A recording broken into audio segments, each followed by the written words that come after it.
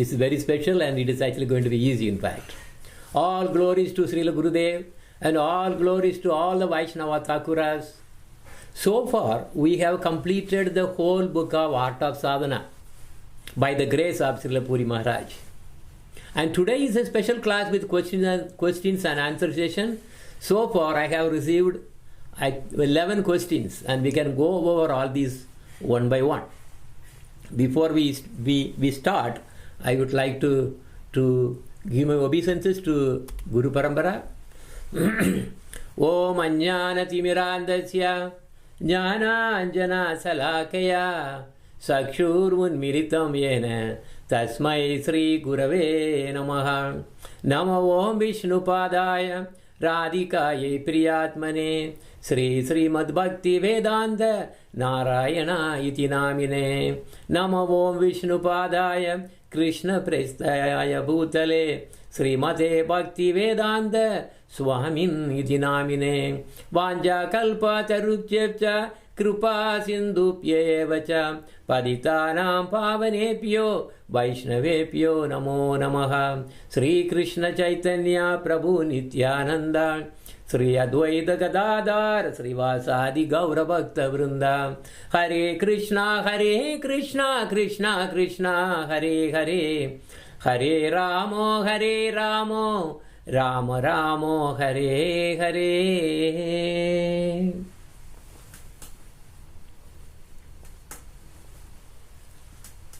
So we will start the class. So here is the very first question. So the question says, at what point should I seek a guru? Okay, so this is the thing. This is very important because we have been really covering so much on this spiritual sadhana and then the need for a guru and so on. And it's a very, very good question that has come. At what point should a devotee seek a guru? In fact, this also just touches the very first chapter of Madhurya Kadambini that I wanted to cover anyway. But I am not going to go in too much of details. But that is the plan. So at what point should a devotee seek a guru? The very first and the root symptom is Shraddha. Shraddha. One should have Shraddha in his heart. That is all is actually required to really to seek for a guru. So what is Shraddha? It means unshakable firm faith in Vaishnavas who are pure devotees of Lord Krishna and scriptures. So unshakable firm faith in Guru, Vaishnavas and scriptures, that is called Shraddha. What are the scriptures that we are talking about? The primary, like Srimad Bhagavatam, Bhagavad Gita, and all those are the real sastras of Krishna devotion. But now, how does one get this Shraddha? How it comes, right? Does it really just like that comes? Or we really have to order on the Amazon.com or something, or go to grocery and buy? Where do I get the Shraddha from? The Shraddha is coming from hearing Harikatha, primarily by associating with Krishna devotees, because they can inspire you. When they are teaching, they are all the teachings when you really hear through your ears, they all go into the heart and touch the soul. If it doesn't touch the soul, the Shraddha is not going to develop, because the Shraddha is related to your soul. Okay? So this is how Shraddha develops. So that means to get Shraddha, you need to hear from a sadhu or from Vaishnavas. Okay? So when you develop the Shraddha, that's yes, I firmly believe what the Vaishnavas and the Krishna devotees are saying. And yes, all this like Srimad Bhagavatam, Bhagavad Gita, they're all completely right because they're all eternal truth. They're all manifested through the saints. They are not something they just like that sat and then wrote. It was not something they were actually hearing somebody was saying and compiling, all kinds of big book. It's not, it doesn't happen that way. It's all coming in trance. They won't know what they are even writing. This is the Sastras, the real Sastras. Okay? So, it is very simple. The answer is very simple. When one gets the Shraddha, he is ready to take a Guru. It is as simple as that. So, ask yourself, do I have Shraddha? If yes, you are already ready to accept a Guru. Now, I want to expand little more on this. There are 9 stages to attain Krishna, because ultimately why you are going for getting a Guru and so on, it is all to really get Krishna. But there are 9 stages. What are the 9 stages? Shraddha is the first stage. So you can see on the left of my slide, there is a big, there is a plant growing, and then finally the fruit comes, finally a flower comes on the top. That is the prema. Okay, so, but to start with that, where do you start from? The bottom. The bottom is the field of the heart. The heart is there. And is it really fertile? Will it really grow any plant at all? It is up to us. If you are spiritually inclined, if you are honest, if you really want to really think ahead rather than enjoying ourselves and then getting lost and then birth and death, you are taking serious. So in the field of the heart, you really have an interest. That means you have a fertile soil. Because of the fertile soil, the seed of bhakti can grow. The first stage is Shraddha, and the Shraddha comes from hearing from sadhus. Then comes Sadhu Sangha. Then what is this Sadhu Sangha? This Sadhu Sangha is special Sadhu Sangha, because you are now initiated. You have got a Guru. This Sadhu Sangha is really going to really give so much. It's like enriched form of the Sadhu Sangha. Everything comes from Sadhu Sangha only. You are all going to have Sadhu Sangha all the way until even Prema time also it is there. But this Sadhu Sangha will be very, very strong. Then comes the Bhajana Kriya. You will be so interested in doing bhajans and serving in the temples. Then slowly Anartha Nivritti will happen. What is Anarthas? Greed and anger, this and that, bad, all kinds of dirtiness in the lust, all kinds of dirtiness in the heart will be going out. That is Anartha Nivritti. Nivritti means all. Nishtha. Okay, Nishtha means now you are actually going to have a steady mind.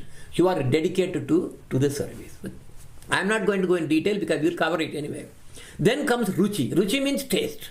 You have seen this taste. When you have really seen the taste, you don't want anything else. Only Krishna and Krishna devotees and service. That is Ruchi. Then Ashakti. Ashakti means you are having a very, very firm determination, complete commitment to Krishna only. You believe that Krishna is the only one for you. And because of that Asakti, now comes Bhava. Bhava means what? You will develop mellows. You will develop relationship. That is the place where the relationship actually comes. Whether you are Madhurya or Sakya or Vatsalya, whatever the Bhavas, that comes predominating there. Then comes Prema. Prema is very difficult to get anyway. So that is the ultimate flower. Anyway, so we are going to deal with all these things in detail in our next course, Madhurya Kadambini. So also the Shraddha, what are the sub-symptoms that I can see? How do I know that I have really Shraddha? Ask yourself. Okay, just go with this one. Are you eager? Are you having the eagerness and thirst for hearing more and more on spiritual topics? If yes, you have developed Shraddha. Do you realize that all the births and deaths are temporary and we are not the bodies? And we have gone through many birth and death. If you believe that, you are developing Shraddha. And if you get realization that you really came to the world with nothing, and you will go back again with nothing of material possessions. If you really understand, because the people don't even understand that. They think whatever that they are amassing, all the buying, this, that, and everything. They think they are really, they all belong to them. Actually, it's not. Nothing really belongs to us. Nothing. then you understand this temporary nature of the world. And the worldly life is really miseries. 3 kinds of miseries that we always talk about that. If you feel that in your heart, that means you have Shraddha is actually developed. These are all sub symptoms. Then also you understand that the so-called relations, father, mother, these wife, these children, they are not true. Our body, mind, they are also not really, it doesn't belong to you. It's only temporary and they are not eternal. And understand that you are actually eternally a jiva and has no relation to this world or relatives. If you feel that way, yes, you have Shraddha. Realize that our death can come any moment and must be ready to vacate this place at any time. If you are thinking like that, yes, you have Shraddha. And also you are fully convinced that Krishna is the one and only ultimate goal. If you are convinced, you have strong Shraddha. So all the above can be condensed to a simple title. Shraddha is what? Is Shraddha and desire to get Krishna is basically the root of easily accepting a guru. This is how it goes. But how does the Shraddha come to oneself actually? I said that Shraddha comes from hearing from sadhus. But how do I get sadhu to really hear from? It is not that everyone is able to get association of a sadhu. Then what is the cause of the sadhu to come to me? Or why I am born in a religious family whereas others are not? Or why I am attaching so religious, attached to a religious family, coming and joining in the religious family and not everyone else? Here is the answer given in our Shastras. It comes only by the result of Sukriti. What is Sukriti? Sukriti means pious acts. Either from the past or even at the present. Mostly from the past lives. You have done lot of punyas, lot of pious acts. This is very important. They do not come, this Shraddha does not come arbitrarily. That is why some people develop Shraddha and others don't. What are those pious activities? Helping any Krishna devotee, any Vaishnavas. This is very special. You simply give a shelter for a Vaishnava to stay at your home for a night. You get Sukriti. Krishna really puts the deposit that put the credit in your account. Helping to build temples. People don't understand the power of this. Why? Because by building not any other temple, Krishna temple. So when you give that, when you do that, you are actually opening up opportunities. You are giving opportunity for so many souls to come and then attach to Krishna. Look at here, how many people you are helping to deliver. One may ask, what if I build hospitals and schools to get Sukriti? No. Actually, they are not the Sukriti. They won't give Shraddha. They give only heavenly enjoyments. You will go to heaven, which are temporary. And after your punyas are done, you are actually going back. But this punya, this Sukriti is not depleting. Not like the heavenly enjoyment, where you deplete and then come back. No. So to get the Sukriti, one has to serve and help Krishna devotees. Why? Krishna looks only at those who serves and helps his dear devotees. You may worship him, he doesn't care. He doesn't care a lot, no. But when you really help his devotees, wow, he comes. But the thing is, how much Shraddha I really have to really get a guru? There was a story. Once Guru Nanak actually danced with Chaitanya Mahaprabhu. He was an associate. So once a disciple asked, "Oh Guruji, how soon I get the God?" So to answer his question, he took his disciple to a nearby river. Holding his shika and head firmly, he pushed the head of the questioner into the river, into the water. And he was holding it for a long time. He pushed it so inside. And what happened? He was, the disciple was desperate to take a single breath. I want a breath. But he was holding. And then he really pulled him out.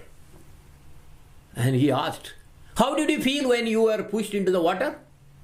"Oh, I was so desperate to get a single breath. That single breath was the only thing I was thinking. Nothing else." Did you remember about your relatives? No. Your son, daughter, even your name. Your very name. Do you remember? No, I did not. Like pushed into the river, we have been pushed into this world. Unless you are desperate to get Krishna and go back, forgetting everything else in this world, you cannot get Krishna.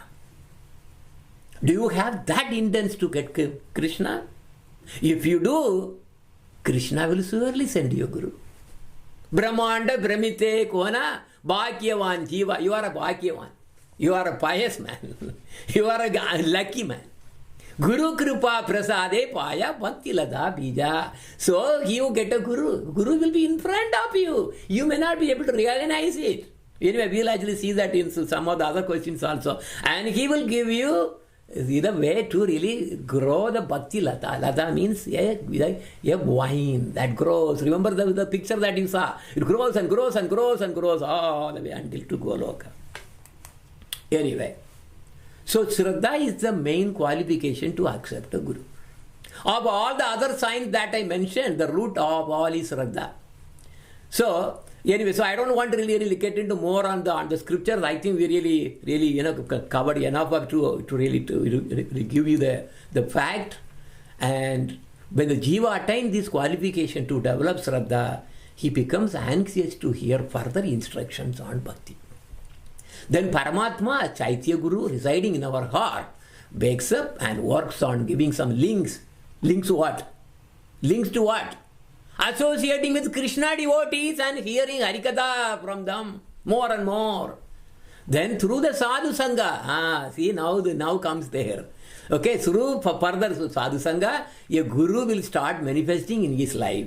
You don't have to search for, but will be shown. You will be seeing a Guru walking in front of you. Okay, and so he gives the links so that you can see him. But you have to recognize. Sometimes you are not able to recognize. He will, Chaitya Guru, the Paramatma will show him in your dream also. So, now upon finding a Guru, one should accept shelter at his lotus feet. That is to say, he becomes the disciple of such Guru and accepts instructions, that is Shiksha, on Bhakti from him. So that's why this sloka says, Dat Vinyanartham Sa Gurum Eva Abhigachet Samit Panihi Shroti Yam Brahmanishtam. In order to obtain knowledge of the supreme absolute reality, Sri Bhagavan, what is that? The sincere soul must approach as Guru.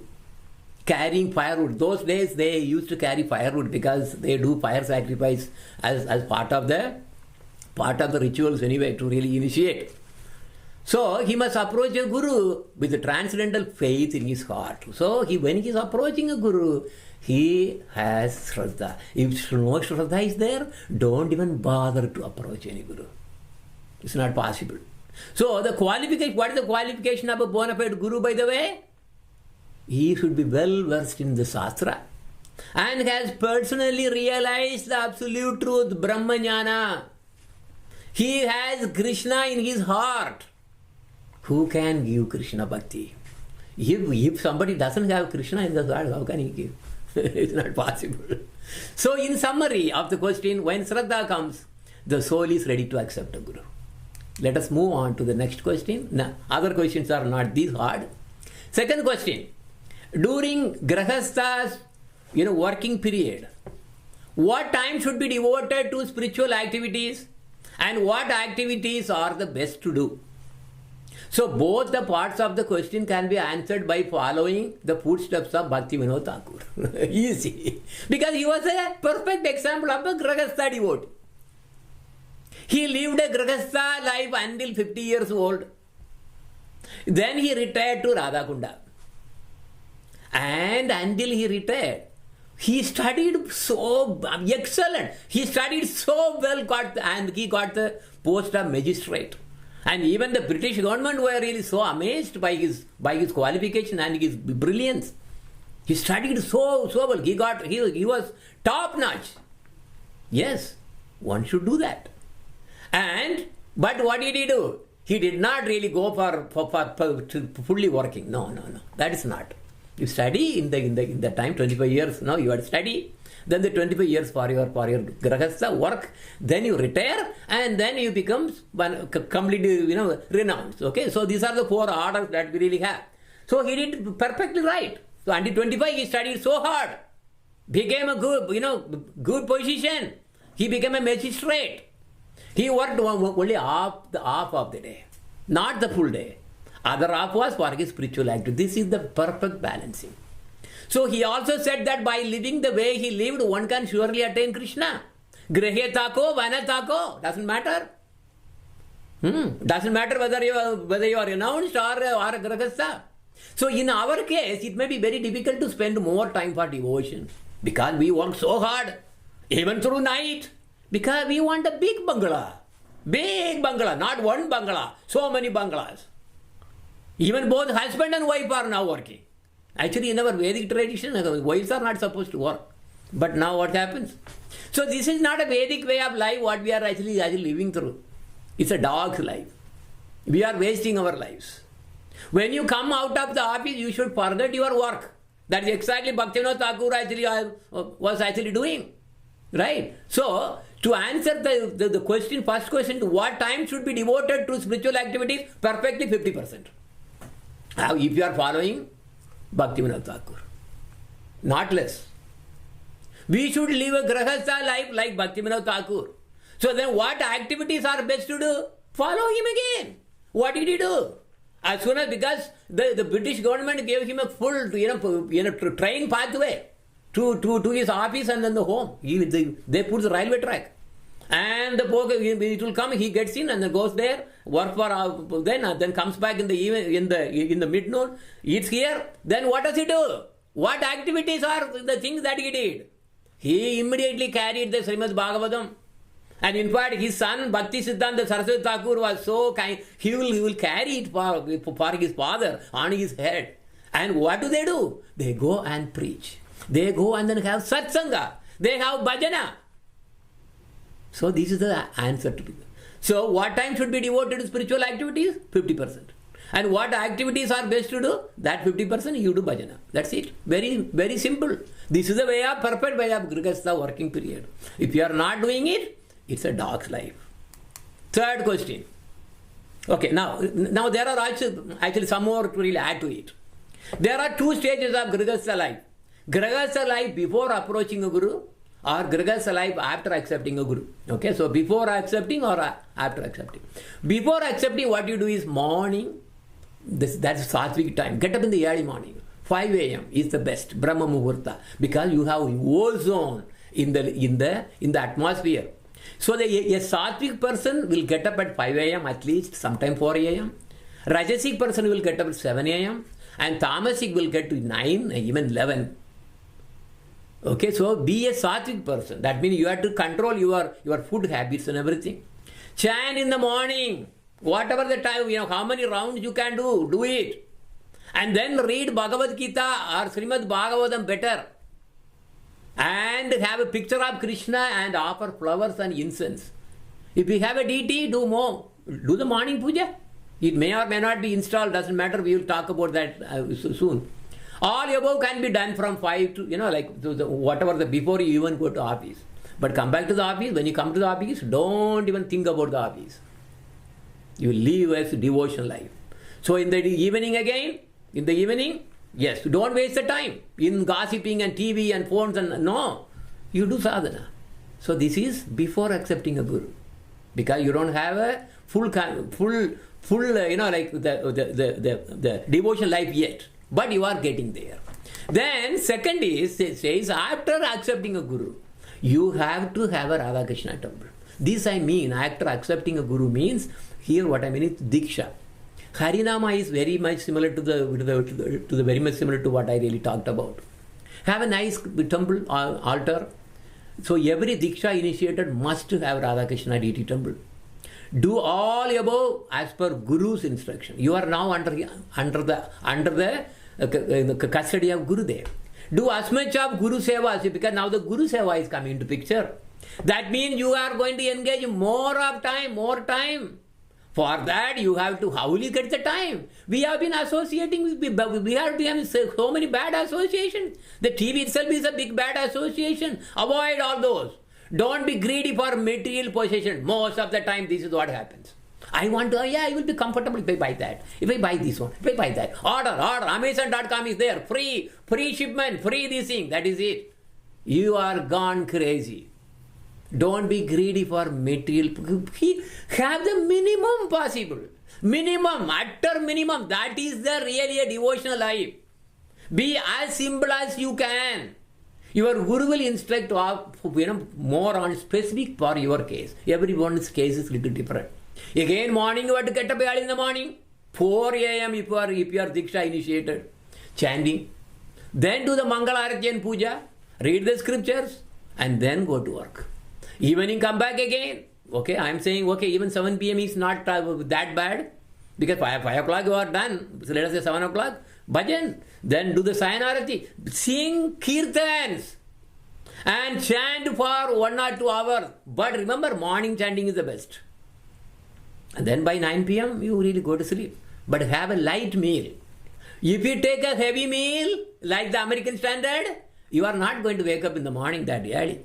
And many pandits, many sages, they say, if you go to bed without even having anything to eat, you will be able to get up early in the morning and then you can really do sadhana very, very nicely. So, better that you will have a very light meal, if at all. So, for those who have installed, okay. So, for those, okay, what is the question again? Okay. So, 3. Now, the third question. Home temple without installed deities. Always remember, uninstalled deities are actually idols. Unless you are a Uttam Adhikari. I will talk about as we go. Only if you are initiated, that means Paramatma, okay, not Bhagavan. Paramatma temporarily accepts your seva, not Bhagavan. Okay, Paramatma. Paramatma is a form of Krishna. So, if you don't have installed deities, is Paramatma from your heart temporarily take your service. And when you are done, he's back again from the... No, he's not there in the deity anymore. He's idle, still idle. Our Gurudev always insists on having installed deities. If you have taken Diksha, you must. He installs. There are 3 cases of devotees. Uninitiated, Harinama initiated, and Diksha initiated. The one is uninitiated and Harinama initiated. You follow the temple guide as much you can. It is, again as I said, only Paramatma who is going to manifest in the idols. They are still idols when serving. You may be having attachment, that is fine. That is, attachment is attachment. People have so much of fanatics, so many attachments they have. That is different. And the realization in this case is very limited, very limited. Now, second case is, again, Diksha initiated. Should have, as I said, should have installed deities. Anyone who takes Diksha, initiating Guru usually install the deities. And why? Because that way you will have a close interaction with your Guru and the Lord. And perform regular service. Morning, noon and night. Sometimes if you cannot do in the noon, okay, you just, you are actually skipping, like it's not the regular service, but it's okay. Morning, noon and night. Follow the temple guide. We have purposely actually printed. Actually there is a second edition which is actually just published, which is actually going to be really reaching us next week. Okay, so we'll be distributing on the Janmashtami. So anyway, if you follow the temple guide, realization will be more in this case. So in summary, how to approach to have a home temple? First, consult your Guru who initiated first. It is better that your own Guru who gave Diksha initiation to install your deities. 2. Every Diksha initiator must have installed deities and have a home temple. 3. Then follow the temple guide. That is basically what it is. So basically, bottom line is, don't worship idols. You have to have installed deities. Okay, now the 4th. Symptoms of soul seeking liberation. So what qualities do souls who are seeking liberation display? This is very easy actually. The answer is very similar to the one about ready for accepting a Guru. Because accepting a Guru itself is the first symptom of seeking for liberation. Correct? You see, that is the first step that you have to do. Liberation won't come just like that automatic. No, heaven will come. That judgment day or whatever, heaven will come. That is different. But no, this is different. What we are talking about, very different. So if you really want Krishna, you have to have a guru. Okay? Because accepting a guru itself is the first symptom of seeking for liberation. So accepting a guru is the topmost and main symptom. What are the other symptoms? What are the ancillaries? Ancillaries is symptom associated with this. Disgusted about the material life. Okay, so if you are really seeking for liberation, if you are in that stage, you will be disgusted about the material life. You don't want to live in this world. That is why you are asking for liberation. And you will feel, it's true, you will feel that you are not interested in sense enjoyments either. You will have a detached life. 3, you will feel that you have only duty to take care of your dependents. There are so many dependents, you cannot run away just like that. Okay, there are some high class, they will run away because Krishna will take care. They're all, like yesterday we are talking about Vamsidas Babaji, who really left the whole, his family because Krishna will take care. That's not a problem at all. Absolutely not a problem at all. People think that, oh no, he is violating the dharma. No, it's not like that. Because in front of Krishna, you don't have any these kind of dharmas. No, he will take care. Absolutely, he guarantees. But anyway, as a grahastha, then you are trying to seek for liberation. You have to take care of your dependents. That is the dharma of grahastha. So, but you will feel only duty. That is it. No attachment. My son, my daughter, my this thing. This is where the problem comes and you will not be liberated. Finished. If you have this kind of firm attachment to your sons and daughters and family, you are doomed. You are not going to get liberated, but you will be born again. Again and again and again and again. Samsara.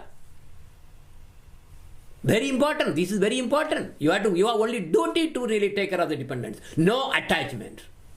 Then you are not seeking for liberation. You are seeking for what? Comfortable life and then get lost. So you feel also, next one, you feel that one and only object of love is Krishna. All other love is simply bogus. I love you, honey, I love you. I love you. Love is in this house. Life is here. It's all bogus. Only love. What love is there? Before, you are married, what love you really had? Artificial. These are all artificial, temporary. Suppose I am really getting, be married to somebody else. My love is different. So the love, these loves are bogus loves. There are lust. L-U-S-T, lust only. There's a conditional there. The only object of love is Krishna. So if you feel that way, and feeling all others are only just a duty to take care of your dependence, you are seeking, and that is a symptom of a liberation, seeking devotee. And also you will develop, next one, you will also have so much of interest in reading scriptures.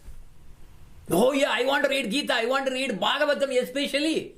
That is a good sign. You are getting into the liberation stage.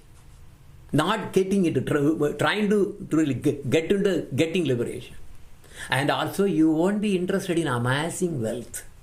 If you have slightest interest that I have to become a big, I have to reach here by acquiring so many this, so many that, and so many this thing, you are not in that path. No. So most of the time, some may be applicable for you, some may not be applicable for you yet. But only all the symptoms that I described, that are the displays that you can see that, yes, this soul is really looking for liberation. So if the above symptoms are there, the soul is definitely seeking for liberation and will eventually accept a guru. So what is the process of getting a guru again? I am just touching back again. Because without a guru, how can you really get liberation? Those are only the symptoms that you are actually seeing, but not the actual process. Actual process is to get a guru. And to get a guru, you have to pray and cry to Krishna to show you a guru.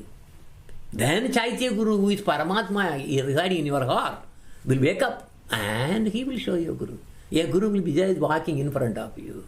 You don't have to do any Google search or anything to really find out. You will meet your guru and you can recognize. If you cannot recognize, Paramatma will show him again in your dream. This is the process. That means you are slowly getting to the liberation. Number 5. How to control the mind during chanting? Yes, mind is always out of control all the time, in fact. Especially in the daytimes. It is almost impossible to control the mind during the daytime. Daytime I am talking about. So use the day for seva only. A day is divided into three kinds of, three parts. Sattvic time, Rajasic time, and Tamasic time. Sattvic time starts like 3 a.m. in the morning and runs all the way until 11 a.m. And that time the mind and brain will be very quiet. Ozone will be there in the atmosphere. What is Rajasic time? 11 a.m. to 7 p.m. Bodily activities. Mind will not, you cannot really read anything. Nothing will go in. It's for activities, more action, this, work, this, that, this. Mind control is very difficult. Then the third one is Tamasic time, 7 p.m. all the way to 3 a.m. It's a sleeping time. Body and mind, both will be at rest. Okay, this is how it's divided. But then this question he is asking, how can I control my mind? So during chanting I am not able to control. Of course you cannot control if you are not chanting in the morning. So use the sattvic time for the chanting. Chant only in the very early morning, like let us say 3 a.m. or 4 a.m. Because I know Maharaj, I have seen Maharaj, he used to get up at 2:30 or 3 o'clock. 3 o'clock, I have seen. He is a very, very high class sannyasi. So, depending on 16 rounds or 32 rounds or again 48 or 64 or 128, that's up to you how much you can do. Do it in the morning as much as you can. Strictly turn off all your phones and everything. Morning, of course, nobody will actually wake you unless people are crazy to really call you and then bother you. And think about Gurudeva as how he is constantly engaged in serving Radha Krishna. Okay, all right, that's fine. But the thing is, my mind is thinking about all kinds of nonsense. No, think about the pastimes of Lord Krishna and be immersed. In the morning, it is possible. It is a Nishanda Leela. Because Lord Krishna and Radharani are really coming out of that, they are Kunja. In the early morning, 3:43, 3:36 a.m. or something. That is the time you have to wake up. When we do the Arati, in the Mangala Arati, what do you do? That's a Nishanda Leela. Nishanda Arati. That Arati is saying, oh, Radha Krishna, now is the time to wake up. Time to wake up. But I myself is not really waking up until until 8 o'clock. What is the sadhana going on here? I am talking about me also. It's very difficult. But a proper sadhana should be early morning you have to get up. And then do chanting, then after that you do Mangalarati. In fact, our saints, sadhana, the way they do that is, as soon as you really get up, they won't run for the chanting. Because sannyasis don't have to really worship the deities. But what they do is, first they do the sayana, Mangalarati. Mangala means that's the Nishandi Leela. The Arati, and then only they will go for chanting. The early morning they wake up. Okay, so Prabhupada used to put it 5 a.m., but the thing is, our standard is 4 a.m. Anyway, other things to note, do not juggle with too many things.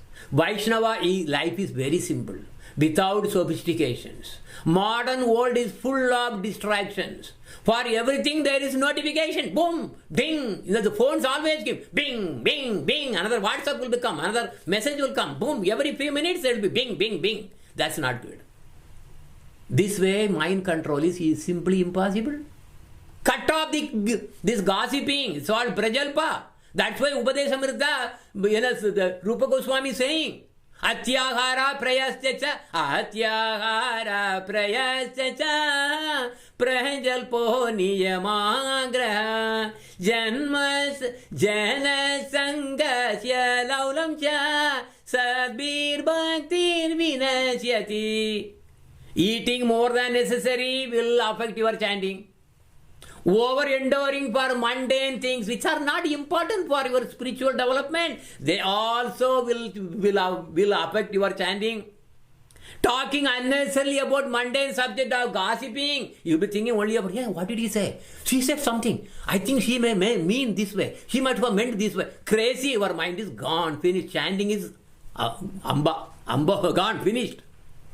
Then practicing the spiritual, too much of regulations and bhakti, so much of regulation. That is also not going to really favor for your this thing. No. You saw about the story of that Mahatma that we really covered yesterday. And associate with worldly minded people. This is the biggest problem. Bad associations. If you have association, if you call them, they will call you. If you talk to them, they will also talk to you. So in a way, you are actually calling yourself into trouble and your chanting is finished. So don't associate. Cut them out. Flush the toilet. That's what our Gurudev says. If that person is not really going to really help you in your spiritual development, flush them out. That's what Gurudev says. And never be greedy for, see Lauliam cha. Being greedy, this mundane, so many things people are really crazy about. Stop all this nonsense. Then you can chant. Okay, that answers that question. But what if we cannot exclusively think about Krishna when chanting? Yes, that is why the sadhana is there. Adachittam samadhatum na sakshnoshi mayistiram abhyasa yogena tato mahamichaptum dhananjaya. So Bhagavad Gita says that, oh Dhananjaya, if you cannot establish your mind in me with firm faith, you practice Abhyasa Yogena. But you say Abhyasa Yogena is also not working for me. What is Abhyasa Yogena? That is sadhana. That is the very topic of this whole book. But perform spiritual sadhana. But unless you take shelter to a guru, your development is going to be very slow. And accepting guru is one. But again, approaching, keeping with the guru in constant touch is another big topic. So if you keep a close relationship with your guru, almost daily basis, if it is possible. That is why most of those who get initiation, they live with the guru. Remember, like yesterday also we saw that, right? That actually Vamsidas Babaji was really living with his guru for some time. So this is very, very, very beneficial. Don't run away like the bana. No, don't do that. So constantly associate with sadhus and your guru. If you do not associate with your guru personally and constantly, your taste and devotion will fade off. We need boosters. I am not talking about the booster shots. This booster is very important for your spiritual sadhana. That is given only by your guru. Alright? So, there are 5 stages of the mind control that we talked about. Shikta, Mudda, Vikshipta, Yagagra, Niruddha, etc., etc. But the Niruddha is actually fully controlled. But how can I really get it? Very difficult to get it. When you really reach it, you are a Mahamatma. But what you do to answer to this question specifically is, don't do juggling. Okay? Those who really adapt to the modern life, you are really having mostly Shipta only. Shipa, that is a flickering, unsteady. Avoid as much as possible. We must make our life very simple. And importantly, chant only in the very early morning, 4 to 7. Okay, other times are meant for working or doing Guru Seva or any Seva, any services. Alright? Number 6. Question. If a disciple is doing Guru Seva with whatever the Guru is asking them to do, and they are very small activities, is it okay or should they do more? What do you mean they? They, I believe, they initiated. Guru Seva, okay, let me get to that. Guru Seva is Krishna Seva. Chanting even the Diksha Mantra and the Maha Mantra is also Guru Seva. That's a first Guru Seva. It's a yajna. Now, it's the greatest yajna. Of all the sacrifices, chanting the holy names is the topmost.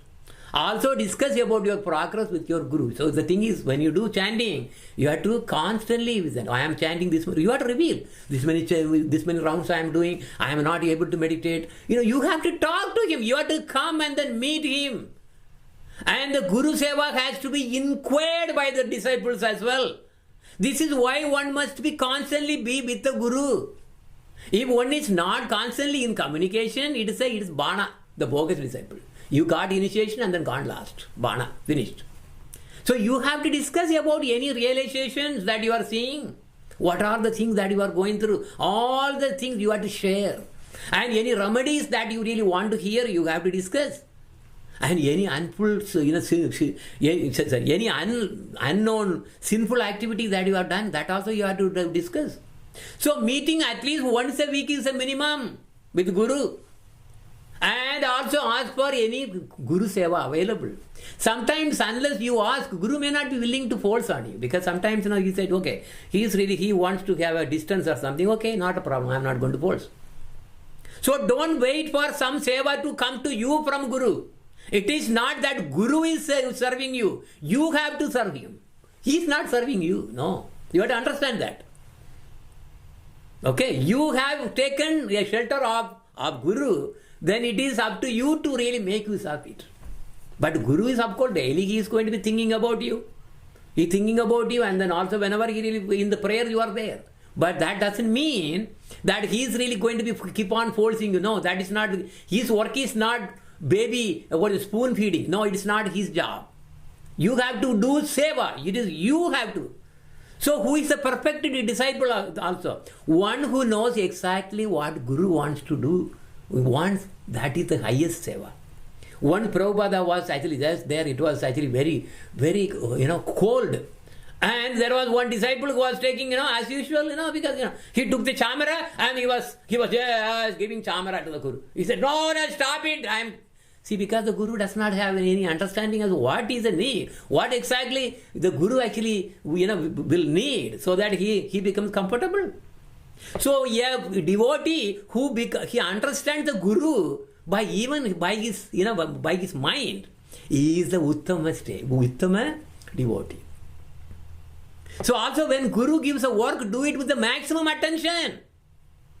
It does not matter if it is menial service or high brainy work. Okay, there's a lot of stories behind. Sometimes say, you just okay. Have you swept the temple room? No, blah blah. He may thinking inside. I came to do Ashtakaliya Leela meditation here, but my Guru is really asking me to do this kind of menial service. No, you are not a disciple. By doing that seva only, you are going to get to that level. So do like the Aruni did for his Gurudeva. That's a simple example which I really gave the Harikatha a long time back. So Guru Seva engages your mind nicely. So this question is about how I can engage my mind. Our mind is like Aladdin monster. It needs to keep on doing something or other, non-stop. Because the nature of our soul is always active. The spiritual world is full of activities non-stop. There our mind is fully in spiritual activities. Here in this world our mind is almost fully in material activities. Every minute we see our phone sound ping, ping, ping, as I said, so many distractions. We must minimize our distraction and give dedicated time for our meditation and spiritual activities. But what are the spiritual activities in this world? Guru Seva, Guru Seva, Guru Seva. Yeah, he used to say, only 3 activities you do for spiritual this thing, 3. What? Guru Seva, Guru Seva, Guru Seva. Because whatever Guru Seva, Guru really ask you to do, okay, do the temple Seva, do that this, chant, whatever you do, because what is the Guru instructed, that's all you need to do. But remember, that is up to you too. You should approach the Guru for any Seva. You should hunger to serve our Guru, not the other way. Even though your Guru will keep engaging you in something or other, but you should be greedy to do more Seva and ask him. This is so the thing is, it is within you. Alright, number 7. How to listen to recorded Harikathas. What are the etiquettes one must follow while listening to lecture? Because nowadays everything is on YouTube and all kinds of things, right? And what should one follow when hearing recorded Harikatha through YouTube, SoundCloud, whatever it is? That's basically the question. Listening to Harikatha via online has 2 aspects. One is casual listening. Second, intense listening. Casual listening without giving attention. And sometimes phone comes, you really answer the phone, but you put a stop and then go and then answer the phone. This is actually an aparadha and causes nama abhasa. There are 2 ways this aparadha is committed. One, not taking the listening of the Lord's pastime seriously. One aparadha. Second aparadha, not giving respect to the one who is giving Harikatha. 2 aparadha done. Finished. This is the problem in going to the YouTubes. Both of the above will cause serious problems. In Vedic times, there was no such facility invented. No YouTube, nothing. No WhatsApp, nothing. No Facebook. Whenever one wanted to hear Harikatha, he will go personally and meet the person and hear right in front of him sitting. And they gave their ears attentively. That caused Sukriti to build up.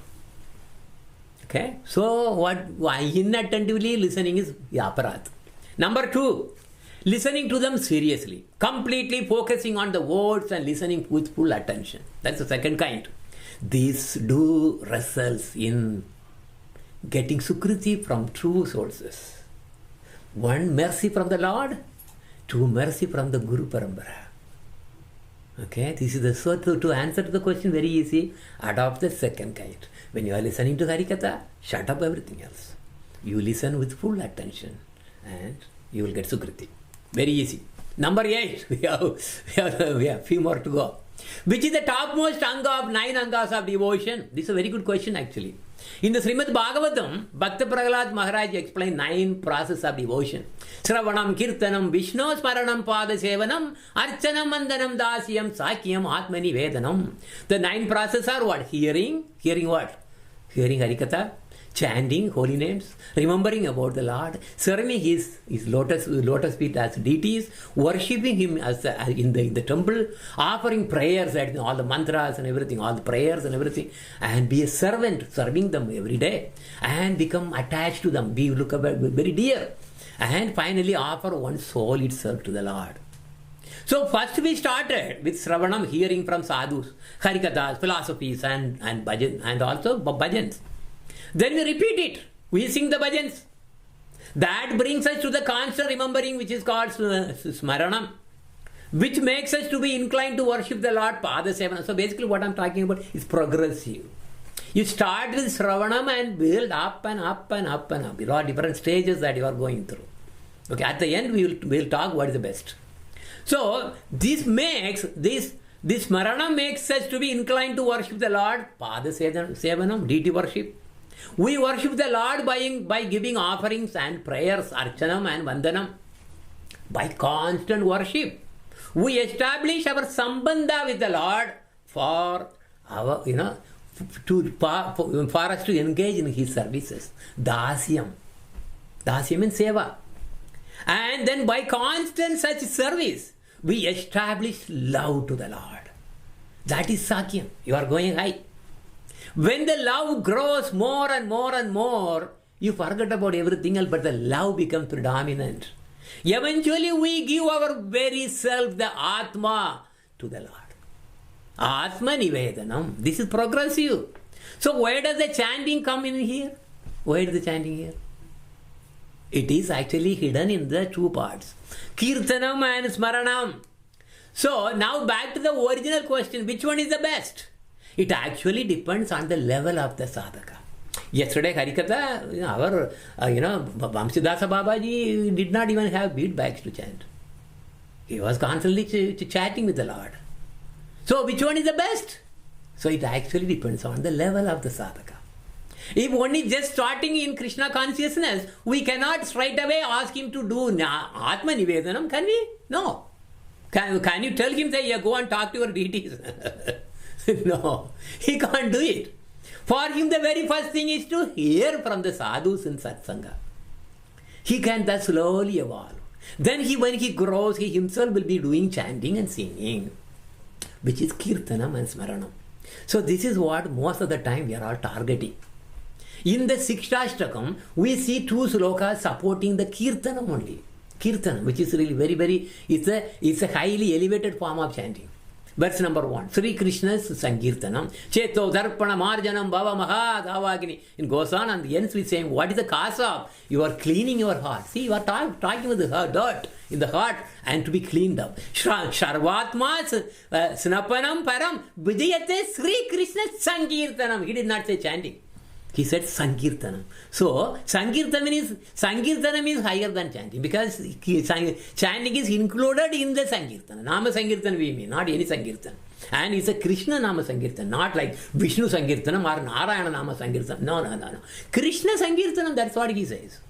Verse number 3.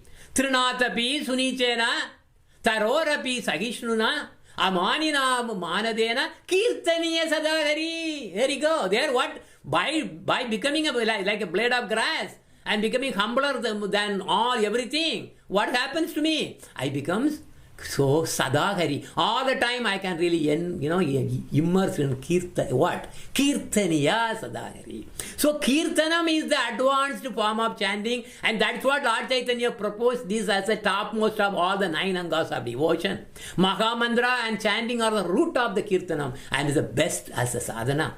So chant loudly and perform Harinama Sankirtanam. Sadhu Sange Krishna Name Yei Matra Chai Samsara Jinite Are Kaunavasti Nai. Other than association with the devotees and chanting the names of Lord Krishna, nothing is essential in this world. So the answer is chant the holy names loudly, but how? Do Nama Sankirtan even better. That is actually way better than that. So Harinama Sankirtan of holy names with Sadhu Sangha are the best. Because to do Nama Sankirtan, it is better to have also association. So by doing Nama Sankirtan, you are satisfying both the lines. Sadhu Sangha, Krishna Nama. See, Sadhu Sangha is there because Sankirtan involves Sadhu Sangha. And Krishna Nama, that is also there chanting. So this is the best. Sankirtan is the best. Okay. So by doing chanting and doing Kirtan, the progress will be there. Especially Nama Sankirtan will take you higher and higher. So question number 9. Is there any benefit of knowing your previous lives and karmic past? Answer. It will be most disaster in knowing our previous life and past karma when we live in a new life. In every life, Krishna gives a fresh start for a real purpose. And when we leave our body, all the previous lives will be flashed to you. You are going to know it later. You will know. Then why we should not know about our previous life now? I will give just 3 examples, and because the time is running out too. Suppose you were killed by a person in your previous life, and that same person who killed you were now born as your own son. What will happen to you? Tell me. Will you be able to really live happily? Will you be able to really do whatever that is supposed to be doing in this life? Tell me. Second, suppose you married to a beautiful girl and then she died. And you were so attached and you also died due to intense separation. And that same girl is now born and married to another man living next to your home. What will you do? Okay, third. You were so rich and owned so many properties and gold. And now you have been born as a beggar. And you see that your wealth are now enjoyed by another man. How will you feel? And what will you live? Will you be able to live a good life to satisfy the purpose of this particular current life that you are? So many examples are there. In summary, it is so glad that Krishna put Maya, their screen, to hide us so that we don't really see our past life. That simply answered your question. But in some cases, like Bharata Maharaj, who was really doing the devotion, but because of attachment to a deer, he fell down. He had to be take another birth. But because of he was doing devotion, the Lord gave the special mercy so that he could remember his past deed, but not everything. That only because he got attachment with that a deer. And when the deer, because of he was thinking about the deer and when he was dying. So he became a deer, and that memory was given by Krishna for the purpose. So you should be glad that you are not seeing all the things, and then have a fresh start and independently by yourself do a best life that you can, free of everything. Question number 10. What is the stage of a non-initiated person who only chants every day but does not do any other devotional activity? So even though Mahamantra has infinite potency, depending on the levels of chanting, the results vary. Okay, I am chanting, but what level I am? There are 3 global levels. Suddha Nama, that is gives Krishna Prema. Suddha Nama, pure Nama. Krishna comes right there. It's only initiated and pure devotee can do that. Then comes Nama Abhasha, chanting without initiation. That did not receive any initiation from a guru. But he's still chanting. This is a Nama Abhasha. Nama Aparadha is dangerous. That's offenses. You really insult the Vaishnava, that becomes a Nama Aparadha actually. That has negative effect. But anyway, so this question relates to the second kind. That is, mantra was not obtained from a guru. But she is sincerely chanting every day. Even though the mantra is known to all, everybody knows what is the Maha Mantra. When we get the mantra from a guru given through the right ear, where the Pingala Nadi runs through, there is a spiritual potency transferred to the disciple. This is very important. However, if one chants without initiation, the chanting brings good Sukriti. Okay, see, we talked about the Sukriti. Remember the first one? This also gives you Sukriti. If you chant, okay, very similar to your pious, this is actually Punya. These pious activities actually use Sukriti. So Punya, okay, that comes there. So basically you will be given opportunity to go to what? Get Shraddha, and from Shraddha you will get a Guru. You will eventually get to a Guru. If you start standing even though now you don't have a Guru.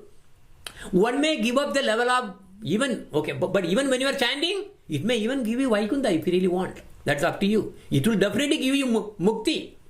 Go up to even up to Vaikunta possible, but not more than that. No Ragatmika, no Krishna Prema, nothing. That is the target of chanting the Nama, holy names, is what? To get Krishna Prema in the Ragatmika. So in one way, it is compared to the dummy. See, this chanting without initiation, without a guru, is compared to the dummy bullets. Being by the Hollywood dramas, Hollywood films, right? They shoot, boom, boom, boom. It has a lot of sound coming. Effects are coming. But does not hit any target. No target. What is the target of Mahamantra? Krishna Prema. That will not come. So there are 3 stages and levels of Krishna devotees. Kanishta, beginner. Just he received Harinama from a guru and starting to chant. He is a Kanishta Adhikari. Madhyama Adhikari, intermediate. He received Diksha and seriously engaged in the sadhana. Uttama, advanced. Just by seeing him, you will start to chant. Very difficult to get Uttama, to really see even on this planet, like our Gurudev. Which stage this particular person in question belongs to? Not even the first one, in fact. Because Kanishta will have initiation. So, maximum we can compare with the Kanishta level. Not more than that. So, it is okay to chant Mahamantra daily as now without initiation. Not a problem. It will give you Sukriti. But eventually Krishna will give you what? Through the Shraddha process, he will give you a Guru. It will never go waste. So chant. Not a problem. So in summary, the chanting gives Sukriti, Punya, and also Vaiti Bhakti. And even it may give Vaikunta also. But not Krishna Prema, never. No Ragatmika Bhakti and no Goloka. Only the Mahamantra through initiation can give Prema. Do we need to get initiation for getting Mahamantra? Take an example of this one. Lord Krishna himself came down as Lord Chaitanya Mahaprabhu to inaugurate and distribute the holy names, especially the Mahamantra. But did he just chant without accepting a Guru? Arey, he is a God. He is Supreme God himself. And the Mahamantra itself is only his name. His holy name. Of course, there is no difference between these two. His holy name. But still he received the mantra from his Guru, Ishvara Puri. Ragatmika mood can come only through initiation, and it is very special. Lord Chaitanya is a great example just to follow. Lord himself. It was Lord Krishna came down to teach and show us how a Ragatmika devotee should be. He showed that everyone should get initiation. Like Krishna, Rama and so on. They are all lords. They took initiation. Lord Chaitanya met Ishvara Puri at Gaya. And he, in fact, he was a Lord.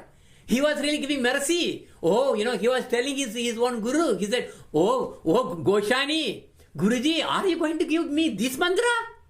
And then what mantra? And then he chanted, Hare Krishna, Krishna Krishna, Hare Hare, Hare Rama, Rama Rama, Hare Hare. Is this the one you are going to give it to me? Oh yes, I am going to give you. Okay, please give it to me. It may be surprising. How come he knew the mantra before? Why running mad? So now what happens now? He said, why? Yes, then the Guru, yes, absolutely, he repeated the mantra only to his ear. What happened to him? After receiving the mantra, Lord Chaitanya was running here and there. He wandered and shed tears. Oh Gurudev, Goshani, what kind of mantra did you give? It has made me a mad person. Kiba mantra dila Goshani, Kiba thara bala. Jabite, when I chant this again and again, Jabite mantra, Karila Pagala. I get only what? I am becoming a madman, crying. So if you are serious to make your life successful and want to get Krishna Prema and the highest about Goloka, you must accept a guru and receive the mantra by the spiritual process and then chant. That will give you the highest benefit. The last question. When does a person know that they are ready for deity installation? 4 conditions. I will go it very quickly. Must have received Diksha initiation, not just Harinama. No.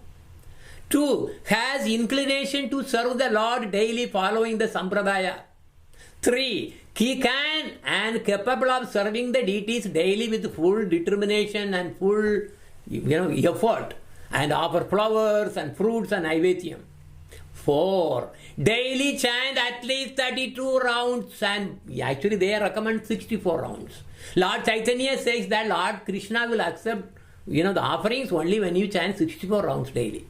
This comes to 100,000. He says you have to Lakshadipati. Laksha means 100,000. What is Lakshadipati? If you chant 64 rounds, that comes to 100,000 names. So, if you have all these 4 conditions met, then your deity installation can be done. I already talked about the deity installation process. You are initiating Guru, better install. Why is that? Because it's better that the same Guru who gave the initiation to install your deities, because this way you will develop intimacy with your Guru and Lord together. Another person is not coming into picture now.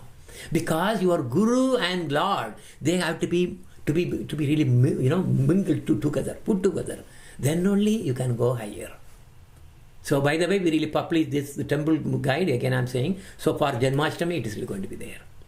So now what is there? We all got the summary now? Yeah, I've taken a little more because initially I saw only 9 questions and then today I saw 2 more questions added. So I added that also. You got all the answers. I'm not going to go through this summary because it's already late.